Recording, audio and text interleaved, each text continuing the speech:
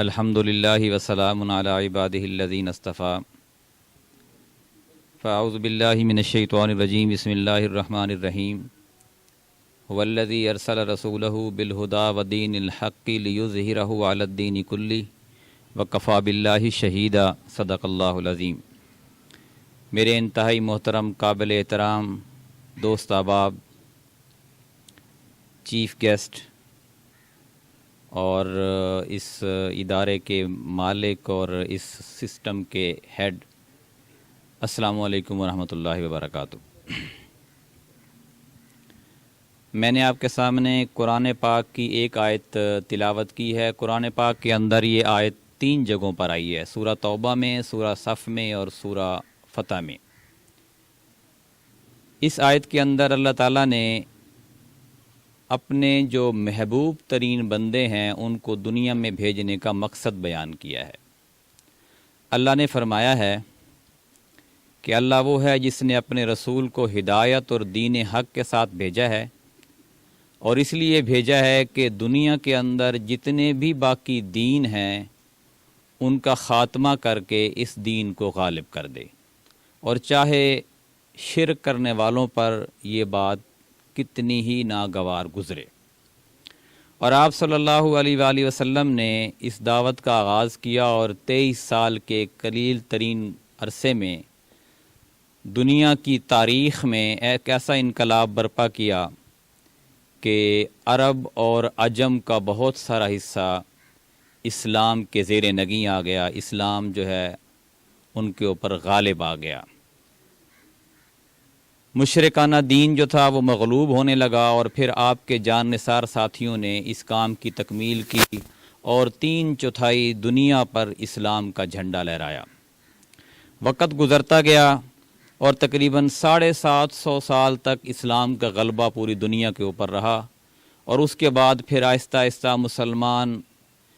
عیش پرستی اور فحاشی کی طرف لپکے، جس سے اسلام جو تھا وہ مغلوب ہونے لگا اور باقی دین جو تھے وہ غالب ہونے لگے۔ اور آج تقریباً 1450 سال کا عرصہ گزر گیا ہے، آپ کو دنیا کے کسی بھی ملک میں اسلام کا غلبہ نظر نہیں آئے گا۔ شخصیات کے غلبے تو اگرچہ موجود ہیں، اور اسلام کی کچھ نہ کچھ چیزیں کسی نہ کسی لیول تک موجود ہیں، لیکن اسلام پورے کا پورا دین جو ہے وہ دنیا میں غالب نہیں ہے۔ اس کی وجہ یہ ہے کہ اس طرح کی جو جماعت، جو تحریک نبی کریم صلی اللہ علیہ وسلم نے شروع کی تھی، وہ اس طرح کی تحریک رہتی دنیا تک شاید نہ شروع ہو سکے، اور ابھی تک شروع ہوئی بھی نہیں ہے، یا اگر کچھ لیول تک لوگوں نے کام کیا ہے تو وہ ایک محدود زمین کے ٹکڑے تک رہے ہیں اور دنیا میں وہ پھیل نہیں سکے ہیں۔ جب تک مسلمان ایک منظم تحریک کے ذریعے اکٹھے نہیں ہوں گے، اسلام کا غلبہ کبھی بھی حاصل نہیں ہو سکتا۔ میں آپ کو ایک مثال دوں کہ پاکستان کے اندر جو سب سے طاقتور ادارہ ہے وہ آرمی کا ہے۔ حالانکہ تعداد کے لحاظ سے ہماری آرمی تقریباً 3 لاکھ ہے، آپ باقی ایف سی فورس وغیرہ کو نکال دیں، اور پاکستان کی آبادی جو ہے وہ تقریباً 25 کروڑ ہے۔ اس سے کہیں زیادہ تعداد آرمی سے پاکستان کے دوسری جو فورسز ہیں جیسے پولیس اور پیراملٹری فورسز ملا لیں ان کی ہے، لیکن پھر بھی آرمی زیادہ مضبوط ہے۔ اس کی وجہ یہ ہے کہ وہ منظم ہے، ان کا ایک رہبر ہے، ان کا ایک سپہ سالار ہے، اور اس سپہ سالار کے حکم پر وہ جان بھی قربان کرنے کو تیار ہو جاتی ہے، قطع نظر اس سے کہ وہ کیسا حکم ہوتا ہے، اچھا بھی ہو سکتا ہے، برا بھی ہو سکتا ہے۔ مسلمان اس وقت دنیا میں اس طرح کی ایک منظم تحریک میں نہیں ہیں۔ اسی وجہ سے مسلمان دنیا میں، جیسے وہ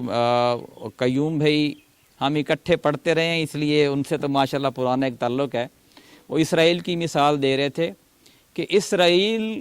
کے ساتھ جو طاقتیں ہیں جو اس کو سپورٹ کر رہی ہیں وہ منظم طاقتیں ہیں، اور جو فلسطین کے ساتھ جو طاقتیں ہیں، جو 56-57 اسلامی ممالک ہیں، ان کے تو اپنے گھر منظم نہیں ہیں، تو وہ دنیا اور اپنے ملک کو کیسے منظم کر سکتے ہیں؟ وہ تو آپس میں دست و گریباں ہیں، لڑائی جھگڑے ان کے آپس میں ختم نہیں ہوتے، کہیں مسلک کے اوپر، کہیں فرقہ پرستی کے اوپر، کہیں بولیوں کے اوپر، کہیں لسانیت کے اوپر، مختلف چیزوں نے ان کے درمیان دراڑیں ڈال دی ہیں، اور یہی وجہ ہے کہ مسلمان کی طاقت جو ہے وہ ٹوٹ چکی ہے۔ نبی کریم صلی اللہ علیہ وآلہ وسلم اس معاشرے میں جتنے بھی مسلمان ہیں سب کے لیے مشعل راہ ہیں، کیونکہ یہ اس کا دعویٰ قرآن نے کیا ہے کہ آپ کے لیے جیسے آپ نے ایک سکول کا انتخاب کیا، جب آپ ڈھونڈتے رہے تو آپ کو راوین سکول اچھا لگا، آپ نے اس کو آئیڈیالائز کیا اور آپ نے اس کی فرنچائز لے لی۔ اللہ تعالیٰ نے ہمیں فرمایا ہے کہ آپ کو اگر اسلام کی ہسٹری میں کوئی آئیڈیل ڈھونڈنا ہے تو وہ میرے پیارے نبی حضرت محمد مصطفیٰ صلی اللہ علیہ وسلم ہے۔ آپ نے ایک زندگی کا کوئی بھی کام کرنا ہے، وہ کسی بھی عمر کے حصے میں ہو، کوئی بھی آپ نے کاروبار کرنا ہے، تو آپ نے یہ دیکھنا ہے کہ نبی کریم صلی اللہ علیہ وآلہ وسلم نے وہ کام کیسے کیا۔ اور آپ صلی اللہ علیہ وآلہ وسلم نے آپ نے آخری وقت میں جب آپ اس دنیا سے تشریف لے جانے والے تھے تو صحابہ کو اکٹھا کیا اور یہ فرمایا کہ میرے صحابہ، میں تمہیں 5 چیزوں کا حکم دیتا ہوں جس کا حکم اللہ تعالیٰ نے مجھے دیا ہے، اور ظاہر ہے وہ آپ کا عملی نمونہ بھی ہے اور آپ نے کر کے بھی دکھایا ہے۔ فرمایا نمبر 1 میں تمہیں جماعت کا حکم دیتا ہوں کہ جماعت کے ساتھ جڑے رہو، اور نمبر 2 ظاہر ہے ایک جماعت ہوتی ہے تو اس کا کوئی نہ کوئی امیر ہوتا ہے، کوئی بھی جماعت ہوتی ہے اس کا ایک امیر ہوتا ہے، تو جو وہ بات آپ کو کہے اس کو غور سے سنتے رہو۔ نمبر 3 اس کی اطاعت کرتے رہو، اور نمبر 4 یہ ہے کہ آپ اگر اللہ کے دین کی سربلندی کے لیے ہجرت کرنی پڑے، گھر بار چھوڑنا پڑے تو وہ بھی آپ نے کرنی ہے، اور نمبر 5 یہ ہے کہ آپ نے اللہ کے دین کی سربلندی کے لیے جہاد کرتے رہنا ہے۔ یہ 5 چیزیں تھیں جو میرے اور آپ کے پیارے نبی جو ہمارے آئیڈیل ہیں ہمارے لیے، اس دنیا میں کوئی اور ہستی ویسی ہمارے لیے نہیں ہو سکتی، انہوں نے ہمارے لیے فرمائیں، اور یہ اب ساتھ یہ بھی فرما دیا آگے وضاحت کے طور پر کہ جو شخص جماعت سے بالشت بھر بھی الگ ہوا، اس کو بالشت کہتے ہیں نا، ہم اپنی سرائیکی زبان میں گٹھ کہتے ہیں، اتنا بھی الگ ہوا جو شخص جماعت سے، فرمایا اس نے اسلام کا حلقہ اپنی گردن سے اتار پھینکا، یعنی وہ اسلام کو اس نے دور پھینک دیا، الا یہ کہ وہ پھر جماعت کی طرف پلٹ آئے۔ صحابہ رضوان اللہ ظاہر اتنی بڑی تحریک تھی، اتنی بڑی جماعت تھی، اور آپ کی بات کو بڑی توجہ سے سن رہے تھے، اور آپ فرما رہے تھے کہ جو شخص جماعت سے بالشت برت بھی الگ ہوا اور اس نے اسلام کا حلقہ اپنی گردن سے اتار پھینکا، الا یہ کہ وہ پھر سے اسلام کی طرف یا جماعت کی طرف جو ہے وہ پلٹ آئے۔ صحابہ رضوان اللہ اجمعین نے عرض کیا، یا رسول اللہ صلی اللہ علیہ وآلہ وسلم، اگرچہ وہ نماز پڑھے اور روزے رکھے؟ آپ نے فرمایا ہاں، اگرچہ وہ نماز پڑھے اور روزے رکھے اور مسلمان ہونے کا دعویٰ کرے، اگر وہ جماعت سے الگ ہے تو وہ اسلام سے الگ ہو گیا۔ میں آپ لوگوں سے گزارش کروں گا کہ پاکستان کے اندر مسلمان جو اس وقت افراتفری کا شکار ہیں، بکھرے ہوئے ہیں، گھر کے اندر 2 بھائیوں کا بھی آپس میں اتنا اچھا تعلق نہیں ہے، باپ بیٹے کا تعلق نہیں ہے، برادریاں ایک دوسرے کے دست و گریبان ہیں، اس صورتحال میں یہ زیادہ ضروری ہے کہ ہم ایک تحریک کے ساتھ شامل ہوں اور اس تحریک کی کامیابی کے لیے ویسے ہی محنت کریں جیسے ہم اپنے کاروبار کی کامیابی کے لیے محنت کرتے ہیں۔ اور وہ تحریک ضروری نہیں ہے کہ کوئی خاص ہو،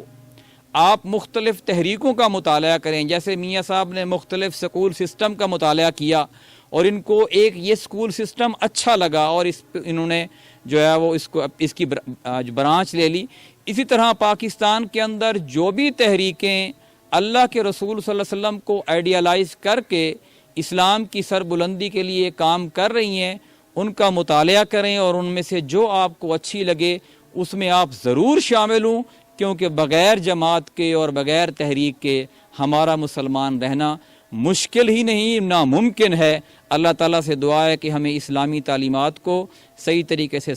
سمجھنے اور عمل کرنے کی توفیق عطا فرمائے. بہت شکریہ.